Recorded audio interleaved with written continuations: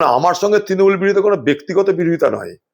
তৃণমূলের সঙ্গে আমার বিরোধিতা, কারণ তৃণমূল আমার পার্টিকে খতম করতে চেয়েছে, আমি আমার পার্টিকে রক্ষা করতে চেয়েছি।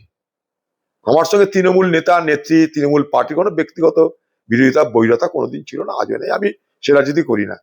কিন্তু আমি যখন কংগ্রেস করেছি, আমি যখন কংগ্রেস দায়িত্বে ছিলাম, তখন আমি দেখেছি কংগ্রেসটাকে খতম করার চেষ্টা করছে, তাই সেটাকে মোকাবেলা করার চেষ্টা করেছি, কংগ্রেসকে রক্ষা করার চেষ্টা করেছি। এটা আমার রাজনৈতিক ধর্ম বলে মনে করেছি। বাকি এখন কি হচ্ছে না হচ্ছে, কে কার কাছে আসতে যাচ্ছে তারা জানে।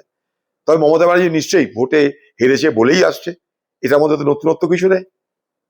হেরেছে তাই আসছে, দুবেলা করে। আগে তো কোনদিন আসেনি এরকম ভাবে, এটা তো পরিষ্কার। এটা বাকি কি হচ্ছে না হচ্ছে, কোথায় মার্জার হচ্ছে, কোথায় ডিমার্জার হচ্ছে, কোথায় অ্যাকুইজিশন হচ্ছে, আমি জানি না।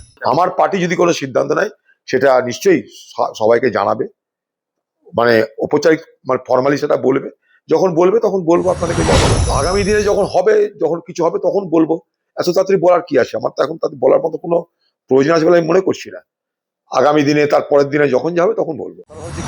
যদি যাদের সঙ্গে আমাদের বিরোধিতা চলছে, সত্যি তাদের সঙ্গে কিছু হলো, আপনার যারা টিভির প্রচার, তাদের আরো লোক কনফিউজ হয়ে যাচ্ছে। আপনার সত্য কতটা মিথ্যা কথাটা বলছেন আমরা তো কেউ জানি না। আপনার প্রচার মানুষের মধ্যে প্রশ্ন তৈরি করছে, বাকিটা আমি জানি না।